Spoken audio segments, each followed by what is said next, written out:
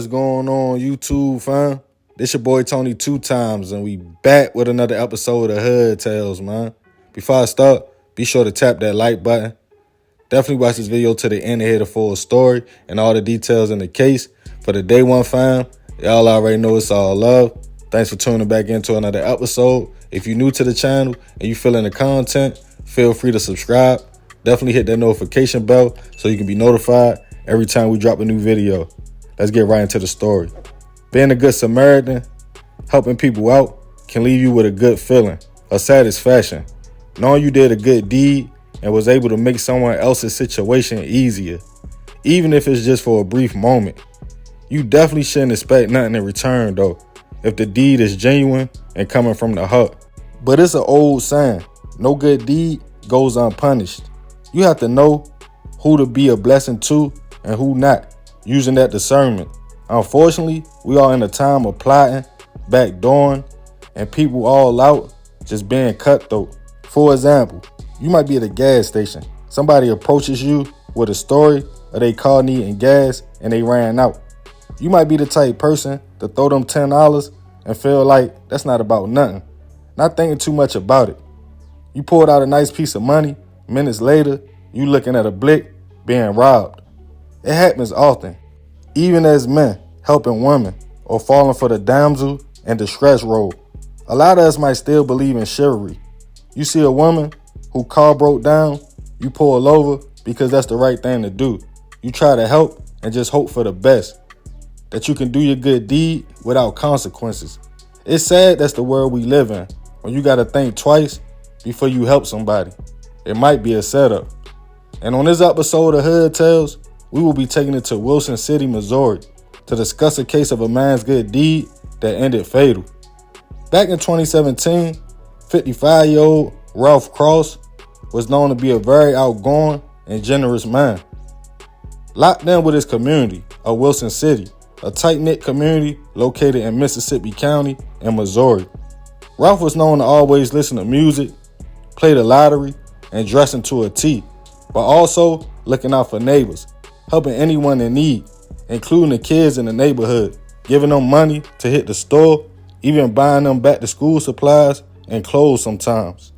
So when on July 31st, 2017, when a man was driving late that night and saw 4 young women with Tennessee tags stuck on the side of the road, he didn't hesitate to stop. Approaching a woman who was at the time 28-year-old Brittany Carey, 23-year-old Parnisha Taylor, 19-year-old Janisha Simmons, and 23-year-old Letitia Dotson. The women were all from Tennessee, and their tire had blown out on the highway. It was getting late. Allegedly, they stated they didn't have any bread to purchase a new tire and didn't know how they would make it back home.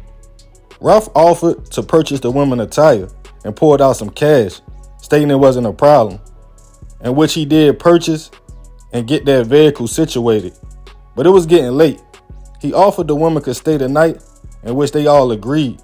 He seemed cool. They would just head back to his home and kick back.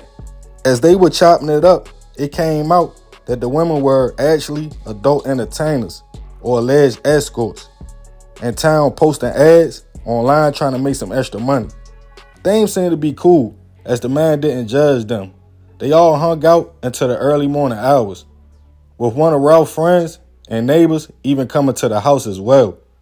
The next morning, on August 1st, it was super early, around 6:30 a.m., when Ralph's friend decided he would head back to his crib because the women were leaving in a few and everyone was going on about their regular day. One of the young women got in the vehicle. The 4 drove as the other 3 stayed and talked to Ralph. But while talking, an argument started. Before soon after, shots went off. The woman ran out the home, hopped in the whip, as Ralph's friend, who wasn't far from the house, heard the commotion and popped. As he turned around, he saw the woman pulling up on him, stating, "Man, don't go back to his house. He tripping," before pulling off. Confused about the situation, he called local police, who responded to the home to find Ralph suffering with a gunshot wound in the middle of his back, with his pockets turned inside out, the cushions on his couch flipped over, looking like the home was searched. He was unfortunately pronounced gone. taking the tight-knit community by storm. Police located a 9mm shell casing and also talked to Ralph's friends and other witnesses who stated they saw him with 4 young women from out of town.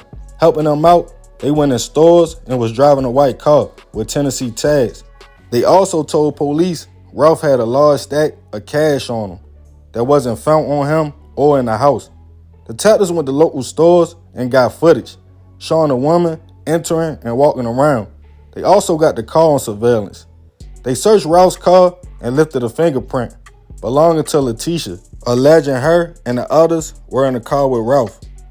As information hit the news, the 4 women pictures was everywhere, wanted for questioning, but they were long gone. A few days later, after realizing they were hot and wanted, they turned themselves in to the local police station. They were all interviewed separately. 2 of the women stated they were all chilling when Ralph and Brittany started arguing. Then she shot him. They all ran back to the car and headed home. All women acknowledged being at the house, but stated it wasn't a setup. But detectives had information about a robbery. They were all charged with first-degree hit, armed robbery, and held at different facilities as court dates started. They all pleaded not guilty and waived their arraignment hearings. Brittany was pointed out as the aggressor and mastermind. Eventually, she entered a guilty plea of second-degree murder and was sentenced to 16 years as the shooter. There was no other information whether the other 3 received any time or not. Rest in peace to Ralph. I send my deepest prayers and condolences to his family. It seemed like he was trying to be helpful. Of course, as a man, being that they were women, could have played a part. I'm not sure if they baited him in with the promise of something in return, but to buy them a tire, have them in your car, and stay the night at your house as strangers is a little wild to me. I mean, they were entertainers. A lot of men fall victim to the allure of a good time, but you gotta watch that. Women could be just as deadly as men, but I won't speculate. Either way, a man lost his life for trying to help.